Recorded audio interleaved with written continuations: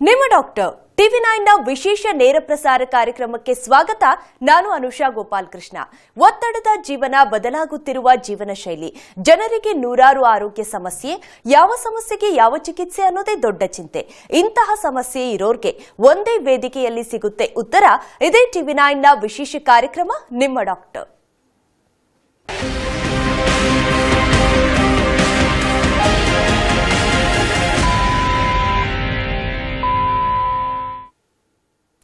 Covid ಸಾಂಕ್ರಾಮಿಕ ಇಡೀ ಜಗತ್ತನ್ನೇ ಕಂಗೆಡಿಸಿದ ಕೆಲವು ವರ್ಷಗಳ ಬಳಿಕ ಇದೀಗ ಚೀನಾದಲ್ಲಿ ಅದೇ ಮಾದರಿಯ ಮತ್ತೊಂದು ಸೋಂಕು ಎಚ್ಎಂಪಿವಿ ಪತ್ತೆಯಾಗಿರುವುದು ಆತಂಕಕ್ಕೆ ಕಾರಣವಾಗಿದೆ.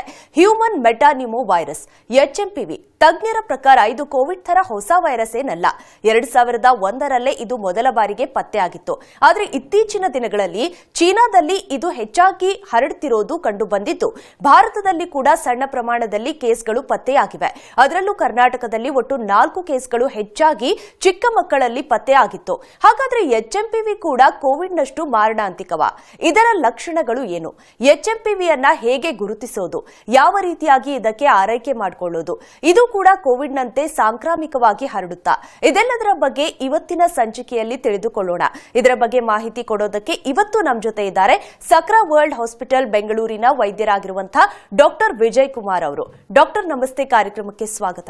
ನಮಸ್ಕಾರ ಡಾಕ್ಟರ್. ಸಾಮಾನ್ಯವಾಗಿ ಈಗ ಕೋವಿಡ್ ತರಹದ ವೈರಸ್ ಅಂತ ಹೆಡ್ಲೈನ್ಗಳಲ್ಲಿ ವರದಿ ಆದ ತಕ್ಷಣ ಜನರಲ್ಲಿ ಸಾಮಾನ್ಯವಾಗಿ ಒಂದು ಭಯ ಹುಟ್ಕೊಳ್ಳುತ್ತೆ. ಯಾಕೆಂದ್ರೆ ಕೋವಿಡ್ ಯಾವ ರೀತಿಯಾಗಿ ಪರಿಣಾಮ ಬೀರಿತ್ತು ಈ ಜಗತ್ತಿನ ಮೇಲೆ ಅನ್ನೋದನ್ನ ನಾವು ನೋಡಿದೀವಿ.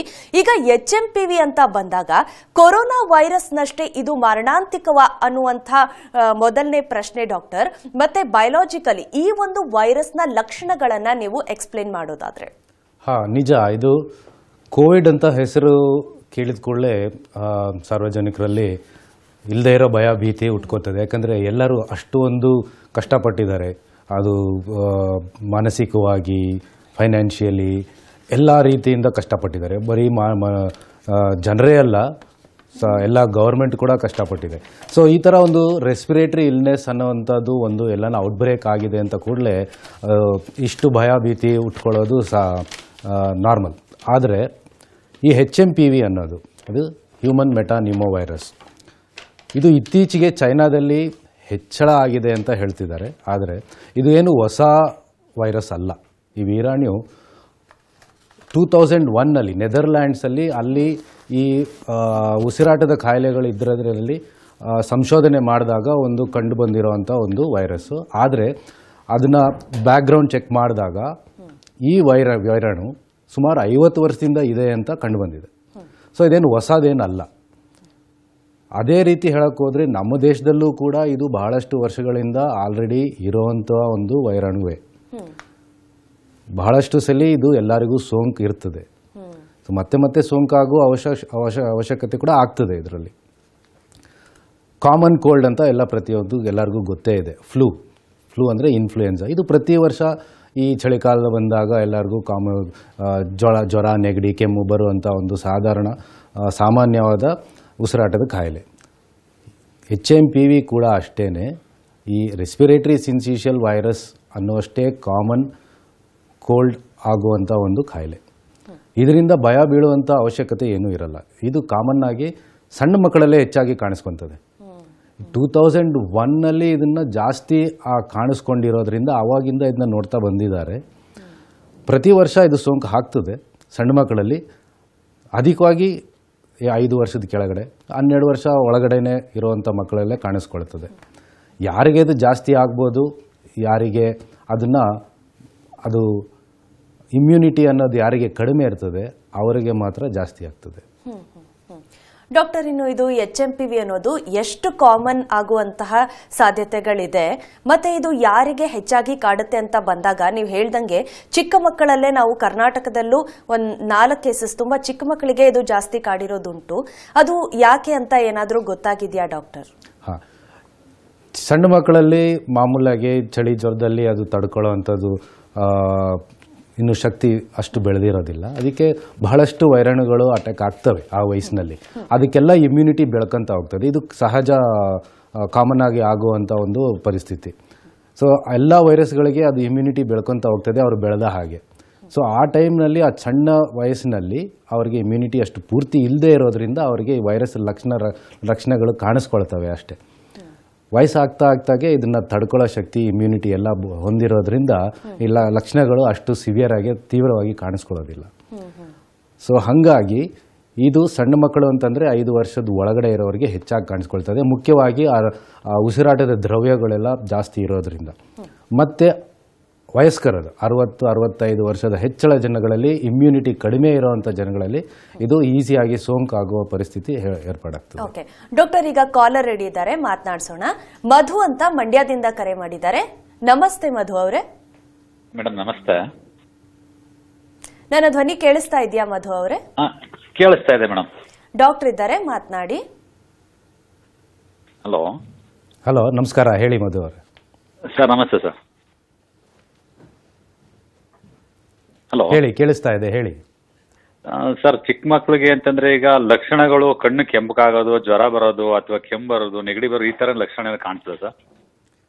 ಹೌದು, ಚಿಕ್ಕ ಮಕ್ಕಳಲ್ಲಿ ಬಹಳಷ್ಟು ಕಾರಣಗಳಿಂದ ಈ ಥರ ಜ್ವರ ಬರೋದು, ನೆಗಡಿ ಬರೋದು ಆಗ್ತದೆ. ಬಹಳ ಅದವು ಬೇರೆ ವೀರಾಣುಗಳಿಂದ ಕೂಡ ಆಗ್ಬೋದು.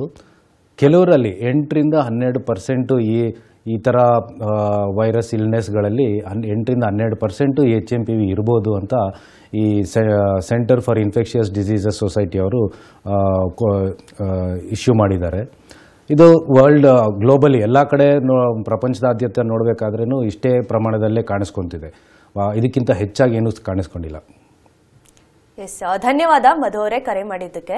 ಎಸ್ ಡಾಕ್ಟರ್, ಇದು ಸಾಮಾನ್ಯವಾಗಿ ಚಿಕ್ಕ ಮಕ್ಕಳಲ್ಲೇ ಜಾಸ್ತಿ ಕಾಣಿಸೋದ್ರಿಂದ ತುಂಬಾ ಕನ್ಫ್ಯೂಷನ್ ಆಗುವಂತ ಚಾನ್ಸಸ್ ಜಾಸ್ತಿ ಇರುತ್ತೆ. ಯಾಕೆಂದ್ರೆ ಚಿಕ್ಕ ಮಕ್ಕಳಿಗೆ ಸಾಮಾನ್ಯವಾಗಿ ರೆಸ್ಪಿರೇಟರಿ ಇಲ್ನೆಸ್ ಅಂತಹ ಒಂದು ಪದೇ ಪದೇ ಕೆಮ್ಮು, ಜ್ವರ ಬರೋದೆಲ್ಲ ತುಂಬಾ ಸಾಮಾನ್ಯವಾಗಿರುತ್ತೆ. ಹಾಗಾಗಿ ಈ ಒಂದು HMPV ವೈರಸ್ನ ಲಕ್ಷಣಗಳೇ ಅಂತ ಹೇಳ್ಬಹುದಾದ ಪ್ರತ್ಯೇಕ ಲಕ್ಷಣಗಳೇನಾದ್ರೂ ಇದೆಯಾ ಡಾಕ್ಟರ್? ಯಾವ ರೀತಿಯಾಗಿ ಡಿಫ್ರೆನ್ಶಿಯೇಟ್ ಮಾಡಬಹುದು in children and even in adults, ನೀವು ಹೇಳೋದಾದ್ರೆ? ಏಜ್ ಪ್ರಕಾರ ನೋಡೋದಾದರೆ ಚಿಲ್ಡ್ರನ್ ಆಗಲಿ ಅಡಲ್ಟ್ಸ್ ಆಗಲಿ ಯಾರಿಗಾದ್ರೂ ಲಕ್ಷಣಗಳಲ್ಲಿ ವ್ಯತ್ಯಾಸ ಏನು ಕಂಡುಬರಲ್ಲ. ಇದು ಕೂಡ ಸಾಮಾನ್ಯ ಫ್ಲೂ ವೈರಸ್ ಥರನೇ ಕೆಮ್ಮು, ಜ್ವರ, ನೆಗಡಿ ಇಲ್ಲ ಗಂಟಲು ತುರಿಕೆ ಇಷ್ಟರಲ್ಲೇ ಇರ್ತದೆ. ಇದು ಸೌಮ್ಯವಾದ ರೋಗ. ಇದು 1 ವಾರದಿಂದ 10 ದಿನದವರೆಗೂ ಇರುವಂಥ ರೋಗ. 3 ದಿನದಲ್ಲಿ ಎಲ್ಲರಿಗೂ ಇಂಪ್ರೂವ್ಮೆಂಟ್ ಶುರು ಆಗ್ತದೆ. ಜ್ವರ ಎಲ್ಲ ಕಡಿಮೆ ಆಗಿ ಎಲ್ಲ ಚೆನ್ನಾಗಾಗುವಂಥ ಆರೋಗ್ಯ ಇಂಪ್ರೂವ್ ಆಗೋ ಪರಿಸ್ಥಿತಿ ಬರ್ತದೆ. ಯಾಕಂದರೆ ಇದು ಮೈಲ್ಡ್ ಡಿಸೀಸ್, ಮೈಲ್ಡ್ ರೆಸ್ಪಿರೇಟರಿ. ಕೆಲವರಿಗೆ ಮಾತ್ರ ಉಸಿರಾಟದ ತೊಂದರೆ ಆಗ್ಬೋದು, ಎದೆ ನೋವು ಬರ್ಬೋದು, ಜ್ವರ ಕಡಿಮೆ ಆಗದೆ ಇರೋದು, 5 ದಿನ 7 ದಿನ ಆದರೂ ಕೂಡ ಜ್ವರ ಕಡಿಮೆ ಆಗದೆ ಇರೋದು, ಅಥವಾ ಬಹಳ ಸುಸ್ತಾಗೋದು, ಇಂಥ ಲಕ್ಷಣಗಳು ಕಂಡಲ್ಲಿ ಇದು ತೀವ್ರ ಆಗ್ತಿದೆ ಅಂತ ಒಂದು ಪರಿಸ್ಥಿತಿಯನ್ನು ಪರಿಗಣಿಸಿ ಅವಾಗ ಇಮಿಡಿಯೇಟಾಗಿ ಡಾಕ್ಟರ್ಗಳನ್ನ ನೋಡಿ ಅದನ್ನು ಚೆಕಪ್ ಮಾಡ್ಕೊಳ್ಳೋದು ಉತ್ತಮ. ಡಾಕ್ಟರ್, ಇನ್ನು ಸಾಮಾನ್ಯವಾಗಿ ಈಗ ವೈರಸ್ನ ಲಕ್ಷಣಗಳನ್ನ ಸ್ಟಡಿ ಮಾಡದಲ್ಲಿ ಗೊತ್ತಾಗಿರುತ್ತೆ. ಒಂದು 2 ಮೀಟರ್ ಡಿಸ್ಟೆನ್ಸ್ ಅಲ್ಲಿ ವೈರಸ್ ಕಂಟ್ಯಾಜಿಯಸ್ ಆಗಿದ್ದಲ್ಲಿ 2 ಮೀಟರ್ ಡಿಸ್ಟೆನ್ಸ್ ಮೇಂಟೈನ್ ಮಾಡಬೇಕು ಅಂತ ಅನ್ಕೊಳ್ತೀವಿ. ಮತ್ತೆ ಇಷ್ಟು ದಿನ ಕ್ವಾರಂಟೈನ್ ಆಗಿರಬೇಕು ಅನ್ನುವಂತಹ ದಿನಗಳನ್ನ ನಾವು ನೋಡಿದ್ದೀವಿ. ಈಗ HMPVಯ ಟ್ರಾನ್ಸ್ಮಿಟ್ ರೇಟ್ ಎಷ್ಟು, ಇದರ ತೀವ್ರತೆ ಇದೆ, ಮತ್ತೆ ಯಾವ ರೀತಿಯಾಗಿ ಇದು ಸ್ಪ್ರೆಡ್ ಆಗುತ್ತೆ ಅಂತ ಹೇಳೋದಾದ್ರೆ? ವೈರಾಣು ಅಂತಂದ ಮೇಲೆ ಟ್ರಾನ್ಸ್ಮಿಷನ್ ರೇಟ್ ಹೆಚ್ಚಾಗೇ ಇರ್ತದೆ. ಈ HMPV ಕೂಡ ಟ್ರಾನ್ಸ್ಮಿಷನ್ ರೇಟ್ ಅಧಿಕವಾಗಿ ಇರ್ತದೆ. ಏಕೆ ಅಂದರೆ ಯಾರಾದರೂ ಪಕ್ಕದಲ್ಲಿದ್ದೋ ಸೀನಿದ್ರೂ ಕೂಡ ಕೆಮ್ಮಿದ್ರೂ ಕೂಡ ಈಸಿಯಾಗಿ ಹರಡ್ಕೊಳ್ಳುವಂಥ ಸೋಂಕು ಅಂತ ಒಂದು ಅವಕಾಶ ಹೆಚ್ಚಾಗಿರ್ತದೆ. ಆದರೆ ಈ ದ್ರವ್ಯಗಳು, ಕೆಮ್ಮಿನ ಅಥವಾ ಸೀನಿನ ಹೊರಗೆ ಬರುವ ದ್ರವ್ಯಗಳು ನೆಲದ ಮೇಲೆ ಉರುಳಿ ಅಥವಾ ನಾರ್ಮಲ್ ಸರ್ಫೇಸ್ ಮೇಲೆ ಇದ್ದಾಗ ಅದು ಅಧಿಕವಾಗಿ 2 ಗಂಟೆ ಕಾಲ ಉಳಿದಿರ್ತದೆ. ಅದಾದಮೇಲೆ ಅದರ ಶಕ್ತಿ ಹೀನವಾಗ್ತದೆ. ಸೊ ಹಾಗಾಗಿ ಈ 2 ಗಂಟೆ ಕಾಲದೊಳಗೆ ಅದರೊಳಗೆ ಕಾಂಟ್ಯಾಕ್ಟ್ ಏನಾರು ಆಗಿದ್ದರೆ ಸೋಂಕು ಆಗುವ ಪರಿಸ್ಥಿತಿ ಅವಕಾಶ ಹೆಚ್ಚಾಗಿರ್ತದೆ. ಇದನ್ನು ತಡೆಗಟ್ಟೋದು ಹೇಗೆ ಅಂತಂದರೆ ಮೇನ್ಲಿ ನೀವು ಹೇಳ್ದಂಗೆ ಡಿಸ್ಟೆನ್ಸ್ ಮೇಂಟೈನ್ ಮಾಡೋದು. 6 ಫೀಟ್ ಮ್ಯಾಕ್ಸಿಮಮ್ ಡಿಸ್ಟೆನ್ಸ್ ಅಷ್ಟು ಮೇಂಟೈನ್ ಮಾಡಿದ್ರೆ ಸಾಕು. ಕೋವಿಡ್ ನಮಗೆ ಕಲಿಸ್ಕೊಟ್ಟಿರೋವಂಥ ಒಂದು ಪಾಠ ಏನು ಅಂತಂದರೆ ಡಿಸ್ಟೆನ್ಸ್ ಮೇಂಟೈನ್ ಮಾಡೋದು ಮತ್ತು ಮಾಸ್ಕನ್ನು ಧರಿಸೋದು. ಮುಖ್ಯವಾಗಿ ಯಾರಿಗೆ ಈ ಸೋಂಕಿನ ಲಕ್ಷಣಗಳಿರ್ತವೆ ಅವರು ಮಾಸ್ಕ್ ಧರಿಸಿದ್ರೆ ಇನ್ನೊಬ್ಬರಿಗೆ ಹರಡೋದನ್ನು ತಡಿಬೋದು. ಓಕೆ ಡಾಕ್ಟರ್, ಈಗ ಇನ್ನೊಬ್ರು ಕಾಲರ್ ರೆಡಿ ಇದ್ದಾರೆ, ಮಾತನಾಡಿಸೋಣ. ಮಹಾಲಕ್ಷ್ಮಿ ಅಂತ ಭದ್ರಾವತಿಯಿಂದ ಕರೆ ಮಾಡಿದ್ದಾರೆ. ನಮಸ್ತೆ ಮಹಾಲಕ್ಷ್ಮಿ ಅವರೇ. ಹಲೋ. ಎಸ್, ಇನ್ನೊಬ್ರು ಕಾಲರ್ ರೆಡಿ ಇದ್ದಾರೆ, ಇಂದ್ರೇಶ್ ಅಂತ ಕರೆ ಮಾಡಿದ್ದಾರೆ ಬೆಂಗಳೂರಿಂದ. ನಮಸ್ತೆ ಇಂದ್ರೇಶ್ ಅವರೇ. ನಮಸ್ಕಾರ ಮೇಡಮ್. ಡಾಕ್ಟರ್ ಇದ್ದಾರೆ, ಮಾತನಾಡಿ. ನಮಸ್ಕಾರ ಇಂದ್ರೇಶ್ ಅವರೇ, ಹೇಳಿ. Doctor good morning doctor Vijay Kumar. ಇದು HMPVಗೆ COVID-19 ಏನಾದ್ರು ವ್ಯಾಕ್ಸಿನ್ ಇದೆಯಾ? ಕೋವಿಡ್ಗೆ ಕೂಡ ವ್ಯಾಕ್ಸಿನ್ ಇರಲಿಲ್ಲ, ಅದು ಅತಿ ಶೀಘ್ರದಲ್ಲಿ ಕಂಡುಹಿಡಿದ್ರು. ಆದರೆ HMPVಗೆ ಭಾಳ ಸಣ್ಣದಾದ ಪ್ರಮಾಣದಲ್ಲಿ ಇದು ಪ್ರಮಾಣ ಇರೋದ್ರಿಂದ ಇದುವರೆಗೂ ಇನ್ನೂ ವ್ಯಾಕ್ಸಿನ್ ಏನು ಅದಕ್ಕೆ ಅಂತ ಸಪ್ರೇಟಾಗಿ ಬಂದಿಲ್ಲ. ಇದು ವ್ಯಾಕ್ಸಿನ್ ಇನ್ನೂ ಏನೂ ಬಂದಿಲ್ಲ ಇದಕ್ಕೆ.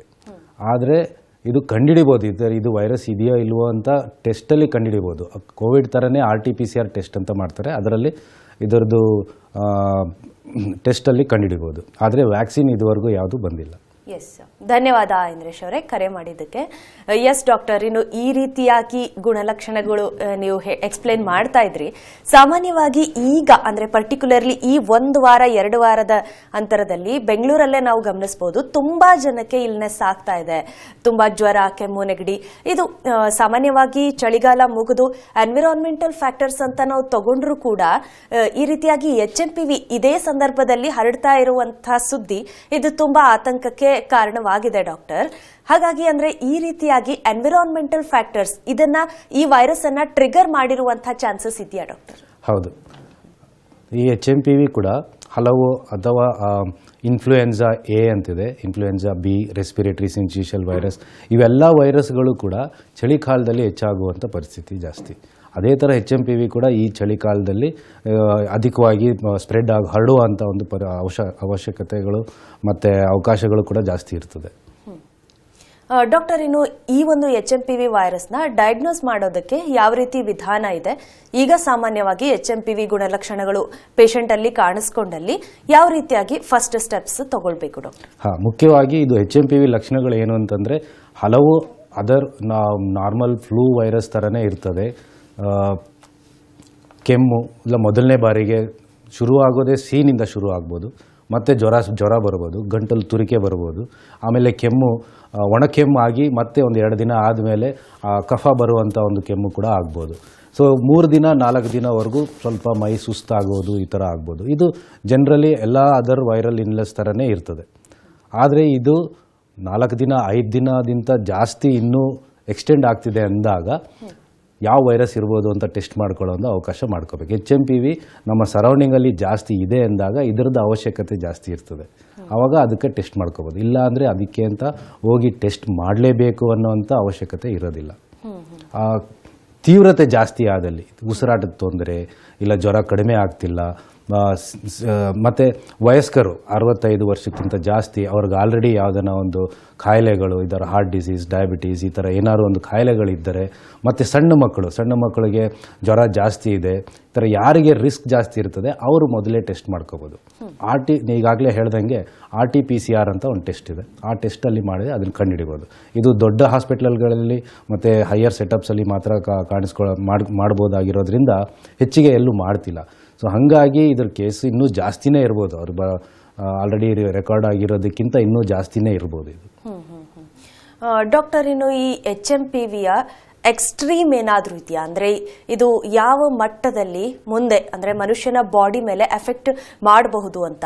ಯಾಕೆಂದ್ರೆ ಮೇಲೆ ಗುಣಲಕ್ಷಣಗಳು ನೋಡೋದಾದ್ರೆ ಏನೋ ಚಿಕ್ಕ ಪುಟ್ಟ ಕೆಮ್ಮಿರುತ್ತೆ, ಜ್ವರ ಇರುತ್ತೆ, ತುಂಬಾ ಜನಕ್ಕೆ ಅದನ್ನ ಇಮ್ಯುನಿಟಿ ಅದನ್ನ ಇರುತ್ತೆ, ಅದನ್ನ ಸಹಿಸಿಕೊಳ್ಳುವಷ್ಟು. ಆದ್ರೆ ನಮಗೆ ಕಾಣಿಸ್ದೇನೆ ವೈರಸ್ ಮಾಡುವಂಥದ್ದು, ಲಂಗ್ ಮೇಲೆ ಎಫೆಕ್ಟ್ ಆಗುವಂತ ಚಾನ್ಸಸ್ ಈ HMPV ಇಂದನೂ ಕೂಡ ಇರುವಂತಹ ಸಾಧ್ಯತೆ ಇದೆಯಾ ಡಾಕ್ಟರ್? ಹೌದು, HMPV ಕೂಡ ಹಲವು ಅದನ್ನ ಈಗಾಗಲೇ ಹೇಳ್ದಂಗೆ ಬೇರೆ ವೈರಸ್ ನಂತರ ರೆಸ್ಪಿರೇಟರಿ ಡಿಸೀಸಸ್ ಥರನೇ ಅದು ನಿಮೋನಿಯಾ ಆಗಿ ಕನ್ವರ್ಟ್ ಆಗ್ಬೋದು.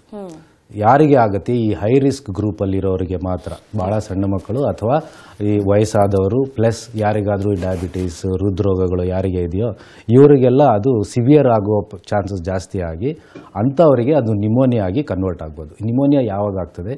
ಆ ವೈರಸ್ಸು ಲಂಗ್ಸ್ನಲ್ಲಿ ಡೀಪ್ ಆಗಿ ಹೋಗಿ ಅಲ್ಲಿ ರಿಯಾಕ್ಷನ್ ಜಾಸ್ತಿ ಆದಾಗ ನಿಮೋನಿಯಾ ಅಂತ ಹೇಳ್ತೀವಿ. ಶ್ವಾಸಕೋಶ ಬಹಳಷ್ಟು ತೊಂದರೆಗೊಳಗಾಗಿ ಉಸಿರಾಡೋದು ಕಷ್ಟ ಆಗಿ ಎದೆನೋವು ಬಂದು ಇಂಥ ಪರಿಸ್ಥಿತಿಗಳಾಗಿ ಎಮರ್ಜೆನ್ಸಿ ಸಿಚುವೇಶನ್ ಉಂಟಾಗ್ಬೋದು.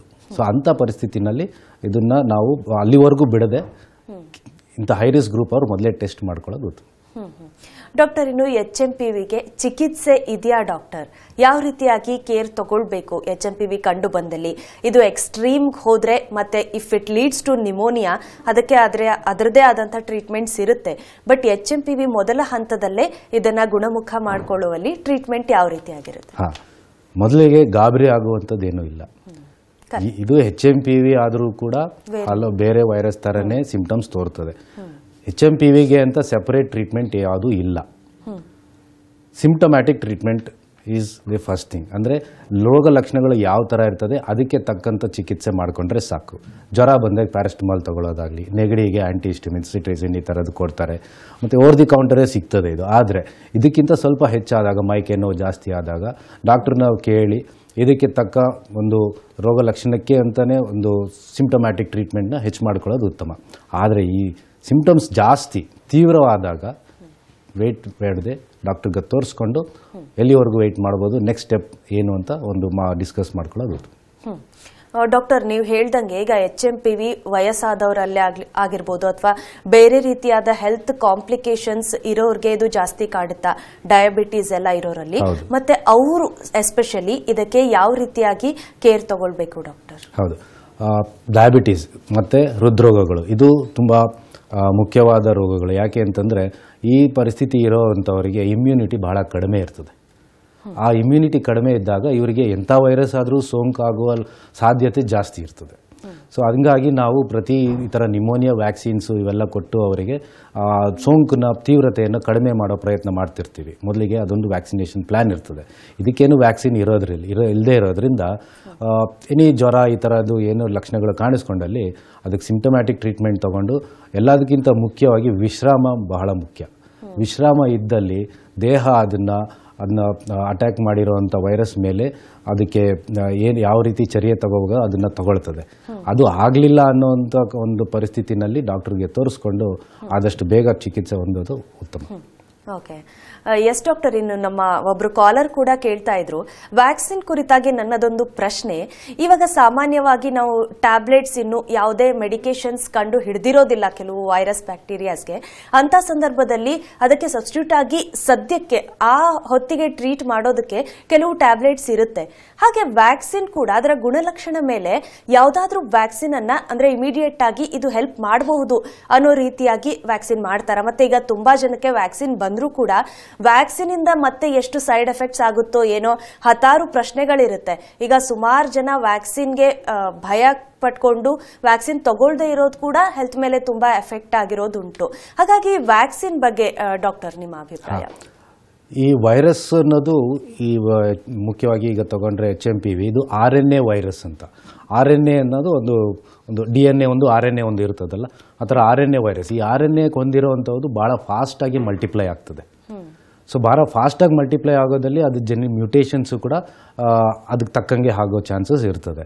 ಸೊ ಹಾಗಾಗಿ ಇದಕ್ಕೆ ಅಂತಲೇ ಸಪ್ರೇಟಾಗಿ ವ್ಯಾಕ್ಸಿನ್ ಮೊದಲೇ ಕಂಡುಹಿಡಿಯುವಂಥ ಸಾಧ್ಯತೆ ಕೂಡ ಅಷ್ಟು ಇರೋದಿಲ್ಲ. ಅದು ಮ್ಯೂಟೇಷನ್ಸ್ ಚೇಂಜ್ ಆಗ್ತಾ ಇದ್ದಾಗಿ ಪ್ರತಿ ವರ್ಷ ಅದಕ್ಕೆ ತಕ್ಕಂಗೆ ವ್ಯಾಕ್ಸಿನ್ನ ಪ್ರೊಡ್ಯೂಸ್ ಮಾಡಬೇಕಾಗ್ತದೆ. ಅದಕ್ಕೇ ಈಗ ಫ್ಲೂ ವ್ಯಾಕ್ಸಿನ್ ಪ್ರತಿ ವರ್ಷ ಹೊಸ ಸ್ಟ್ರೈನ್ ತೊಗೊಂಡು ಅದಕ್ಕೆ ತಕ್ಕಂಗೆ ಹೊಸ ವ್ಯಾಕ್ಸಿನ್ ಬರ್ತದೆ. ಹಾಗಾಗಿ ಅದು ಪ್ರತಿ ವರ್ಷ ತಗೊಳ್ಬೇಕು. ಕೆಲವು ವೈರಸ್ಗಳು ಏನಾಗ್ತದೆ, ಅದು ರೆಗ್ಯುಲರಾಗಿ ಏನು ಇಷ್ಟು ಫಾಸ್ಟ್ ಮಲ್ಟಿಪ್ಲೈ ಆಗಲ್ಲ ಮತ್ತು ರೆಗ್ಯುಲರಾಗಿ ಸ್ಟ್ರೈನ್ಸ್ ಚೇಂಜ್ ಆಗೋದಿಲ್ಲ. ಅಂಥ ವ್ಯಾಕ್ಸಿನ್ಸ್ ಅಂಥದ್ದು ನಿಮೋನಿಯಾ ವ್ಯಾಕ್ಸಿನ್ ಅದು ಲೈಫ್ ಲಾಂಗ್ ಇಮ್ಯುನಿಟಿ ಕೊಡ್ತದೆ ಕೆಲವು. ಅದಕ್ಕೆ ಹಾಗಾಗಿ ವ್ಯಾಕ್ಸಿನ್ ಬೇರೆ ಬೇರೆ ಥರ ಇರ್ತದೆ. ಅದು ಯಾವ ವೈರಾಣುಗಳು ಯಾವ ಥರ ಇರ್ತದೆ, ಅದು RNA ವೈರಸ್ಸಾ DNA ವೈರಸ್ಸಾ ಅಂತ ಅದ್ರ ಪ್ರಕಾರ ವ್ಯಾಕ್ಸಿನ್ನ ಕಂಡುಹಿಡಿತಾರೆ. ಸೊ ಹಾಗಾಗಿ ವ್ಯಾಕ್ಸಿನ್ ಪ್ರತಿ ಸರಿ ಚೇಂಜ್ ಆಗ್ತದೆ. ಕೋವಿಡ್ ವ್ಯಾಕ್ಸಿನ್ ಅದು 2 ಹಂತದ ಅದು ಇಮ್ಯುನಿಟಿ ಒಂದು ಸಲ ತೊಗೊಂಡಿದ್ದೆ ಭಾಳಷ್ಟು ದಿನ ಅದಕ್ಕೆ ಪ್ರೊಟೆಕ್ಷನ್ ಇರ್ತದೆ. ಇಷ್ಟೆಲ್ಲ ಅಲ್ಲದೆ ವ್ಯಾಕ್ಸಿನ್ ತೊಗೊಂಡು ಮಾತ್ರ ಮತ್ತೆ ಸೋಂಕು ಆಗಬಾರ್ದು ಅಂತೇನಿಲ್ಲ. ಸೋಂಕು ಆಗ್ಬೋದು. ವ್ಯಾಕ್ಸಿನ್ ಅನ್ನೋದು ಏನು, ಅದು ಒಂದು ಕವಚ ಥರ, ಆ ತೀವ್ರತೆಯನ್ನು ತಡೀತದೆ. ಕೋವಿಡ್ ವ್ಯಾಕ್ಸಿನ್ನಲ್ಲಿ ಏನಾಗಿದೆ ಅಂತಂದರೆ ವ್ಯಾಕ್ಸಿನ್ ತಗೊಂಡವರಲ್ಲಿ ಮರಣ ಅಂಥದ್ದು 100% ತಡೆಯುತ್ತದೆ. ಆದರೆ ರೋಗದ ತೀವ್ರತೆನೂ ಕಮ್ಮಿ ಮಾಡ್ತದೆ, ಸೋಂಕನ್ನ ತಡೆಯೋದಿಲ್ಲ. ಇದು ವ್ಯಾಕ್ಸಿನ್ ಅಂತಂದ್ರೆ. ಕರೆಕ್ಟ್ ಡಾಕ್ಟರ್, ಇನ್ನು HMPV ಅಂತ ಬಂದಾಗ ನೀವು ಹೇಳ್ದಂಗೆ ಇದು ಆಲ್ರೆಡಿ ಫಸ್ಟ್ ಟೈಮ್ ಡಿಟೆಕ್ಟ್ ಆಗಿದ್ದು 2001ರಲ್ಲೇ. ಹಾಗಾಗಿ ಈ ಒಂದು ಅಂದ್ರೆ ಇದು ಇಂಡಿಯಾದಲ್ಲೂ ಕೂಡ ಸುಮಾರು ಜನಕ್ಕೆ ಬಂದು ಈಗಾಗಲೇ ಸುಮಾರು ಜನ ಇದರಿಂದ ಇಮ್ಯೂನ್ ಆಗಿರುವಂತ ಸಾಧ್ಯತೆ ಕೂಡ ಇರುತ್ತಾ ಡಾಕ್ಟರ್? ಖಂಡಿತ. ಇನ್ನು ಇಮ್ಯುನಿಟಿ ಅಂತ ಬಂದಾಗ ಡಾಕ್ಟರ್ ಯಾವ ರೀತಿಯಾಗಿ ರೋಗ ನಿರೋಧಕ ಶಕ್ತಿಯನ್ನ ಅದಾಗದೆ ನಾವು ಇದನ್ನ ಸ್ಟ್ರಾಂಗ್ ಮಾಡ್ಕೊಳ್ಳೋದಕ್ಕೆ ಡಯಟರಿ ಪ್ಲಾನ್ಸ್ ಆಗಿರ್ಬೋದು, ಲೈಫ್ ಸ್ಟೈಲ್ ಆಗಿರ್ಬೋದು, ಯಾವ ರೀತಿ ಆಗಿರಬೇಕು ಜನದ್ದು? ಖಂಡಿತ ನೀವು ಹೇಳ್ದಂಗೆ 2001ರಲ್ಲಿ ಇದನ್ನ ಕಂಡುಹಿಡಿದಿರೋದು ಅನ್ನೋದಕ್ಕಿಂತ ಇದು ರಿಪೋರ್ಟ್ ಮಾಡಿರೋದು 2001ಅಲ್ಲಿ. ಯಾಕೆ ಅಂತಂದರೆ ಅಲ್ಲಿವರೆಗೂ ಇದು ಸಾಮಾನ್ಯ ಅದರ್ ವೈರಸ್ನಲ್ಲೇ ಅದು ಅಂತ ಅಂದ್ಕೊಂಡಿದ್ರು. ಬಟ್ ಸೆಪರೇಟ್ ಮಾಡಲಿ ಇದು ಈ ವೈರಸ್ ಅಂತ ಹೇಳಿದ್ದು 2001ನಲ್ಲಿ, ಅದು ನೆದರ್ಲ್ಯಾಂಡ್ಸಲ್ಲಿ. ಅದಾದಮೇಲೆ ಕೂಡ ಇಂಡಿಯಾನಲ್ಲಿ ಕೂಡ ಭಾಳಷ್ಟು ಪರಿಶೋಧನೆ ನಡೆದಿದೆ, ಭಾಳಷ್ಟು ಕೇಸಸ್ನ ಕಂಡುಹಿಡಿದಿದೆ. ಸೊ ಇದು ಮತ್ತೆ ಪರಿಶೋಧನೆ ಮಾಡಿದಾಗ ಸುಮಾರು 50 ವರ್ಷದಿಂದನೇ ಈ ಭೂಮಿ ಮೇಲೆ ಇದೆ ಅಂತ ಕಂಡು ಬಂದಿದೆ. ಸೊ ಹಾಗಾಗಿ ಇಂಥ ಪರಿಸ್ಥಿತಿನಲ್ಲಿ ಮತ್ತೆ ಸೋಂಕಾಗಿರೋ ಸಾಧ್ಯತೆ 100% ಆಗಿರುತ್ತೆ. ಆದರೆ ಇಂಥ ಒಂದು ಸೋಂಕಿನಿಂದ ನೀವು ಕೇಳಿದಾಗೆ ಇದನ್ನು ಹೇಗೆ ನಾವು ತಡೆಗಟ್ಟುವ ಒಂದು ಇಮ್ಯುನಿಟಿನ ಬೆಳೆಸ್ಕೊಳ್ಳೋದು, ಇದಕ್ಕೆ ಅಂತಲೇ ಇಮ್ಯುನಿಟಿ ಬೆಳೆಸ್ಕೊಳ್ಳೋವಂಥದ್ದು ಅಂತ ಒಂದು ಏನೂ ಇರೋದಿಲ್ಲ. ಇನ್ ಜನರಲ್ ಇಮ್ಯುನಿಟಿ ಯಾವಾಗ ಚೆನ್ನಾಗಿರ್ತದೆ ಅಂತಂದರೆ ನಮ್ಮ ಲೈಫ್ ಸ್ಟೈಲ್ ಹೆಲ್ದಿ ಆಗಿದ್ದಾಗ, ನಾವು ಸಮಯಕ್ಕೆ ಟೈಮ್ ಕರೆಕ್ಟಾಗಿ ನಿದ್ದೆ ಮಾಡಿ, ಸಾಕಷ್ಟು ವಿಶ್ರಾಮ ಪಡೆದು, ಊಟ ಹೆಲ್ದಿ ಊಟ ನ್ಯಾಚುರಲ್ ಫುಡ್ ಸೇವಿಸ್ಕೊಂಡು, ಎಕ್ಸಸೈಸ್ ಇದೆಲ್ಲ ರೆಗ್ಯುಲರ್ ಆಗಿ ಮಾಡಿಕೊಂಡು, ಬೇಸಿಕ್ ಲೈಫ್ ಸ್ಟೈಲ್ ನಾವು ಕರೆಕ್ಟ್ ಮಾಡಿಕೊಂಡಾಗ ಇಮ್ಯುನಿಟಿ ಸ್ಟೇಬಲ್ ಆಗಿರ್ತದೆ. ಯಾವಾಗ ಸ್ಟ್ರೆಸ್ ಅನ್ನೋದು ಜಾಸ್ತಿ ಆಗ್ತದೆ, ಊಟ ನ್ಯಾಚುರಲ್ ಅಲ್ಲದೆ ಅನ್ಯಾಚುರಲ್ ಫುಡ್, ಪ್ರಿಸರ್ವ್ಡ್ ಫುಡ್ ಇವೆಲ್ಲ ತಗೊಂಡಾಗ ಆ ಇಮ್ಯುನಿಟಿಗೆ ಒಂದು ಸಹಾಯ ಸಿಗೋದಿಲ್ಲ. ಸೊ ಆ ಇಮ್ಯುನಿಟಿ ಡೌನ್ ಆಗ್ತದೆ ಅಂಥ ಪರಿಸ್ಥಿತಿನಲ್ಲಿ ಈ ವೈರಸ್ ಅಟ್ಯಾಕ್ಸ್ ಈಸಿಯಾಗಿ ಆಗ್ತದೆ. ಡಾಕ್ಟರ್, ಇನ್ನು ಈಗ ಬೇರೆ ರೆಸ್ಪಿರೇಟರಿ ಪ್ರಾಬ್ಲಮ್ಸ್ ಏನಿರುತ್ತೆ, RSV ಆಗಿರ್ಬೋದು, ಫ್ಲೂ ಆಗಿರ್ಬೋದು, ಅದನ್ನ ಕಂಪೇರ್ ಮಾಡಿದ್ರೆ HMPV ತೀವ್ರತೆಯಲ್ಲಿ ಎಷ್ಟು ಸ್ಟ್ರಾಂಗ್ ಆಗಿದೆ ಅಂತ ನೀವು ಹೇಳೋದಾದ್ರೆ? ತೀವ್ರತೆ ಅಂತಂದ್ರೆ HMPV ಬಹಳ ಕಡಿಮೆ. ಇನ್ಫ್ಲೂಯೆನ್ಸಾ A, ಇನ್ಫ್ಲೂಯೆನ್ಸಾ B ಕೂಡ ಅಷ್ಟೇ ಪ್ರಮಾಣದಲ್ಲಿ ಆಗ್ತಿದೆ. ರೆಸ್ಪಿರೇಟರಿ ಸಿನ್ಸಿಷಿಯಲ್ ವೈರಸ್ ವೆರಿ ಕಾಮನ್ ಆಗಿರ್ತದೆ. ಸೊ ಅದಕ್ಕಿಂತ ಕಡಿಮೆ ಅಂತ ಹೇಳ್ಬೋದು ನಾವು HMPV ಅಂತಂದ್ರೆ. ಯಾಕಂದ್ರೆ ಇದ್ರದ್ದು ಸೋಂಕು ಬಹಳ ಕಡಿಮೆ ಇರ್ತದೆ RSVಗಿಂತ.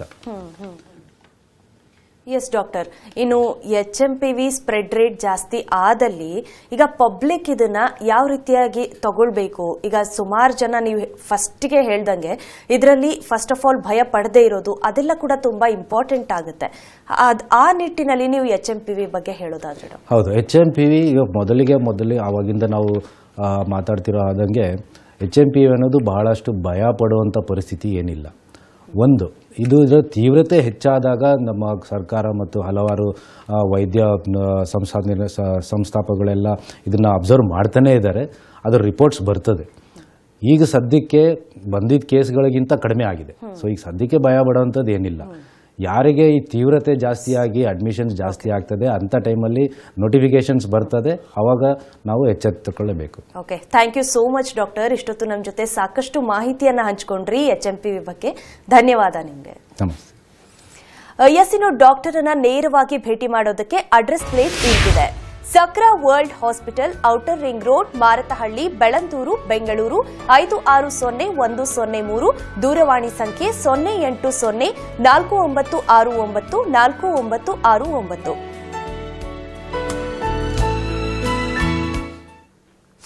ಇದಾಗಿತ್ತು ಇವತ್ತಿನ ನಿಮ್ಮ ಡಾಕ್ಟರ್. ನಿರಂತರ ಸುದ್ದಿಗಾಗಿ ನೋಡ್ತಾ ಇರಿ TV9.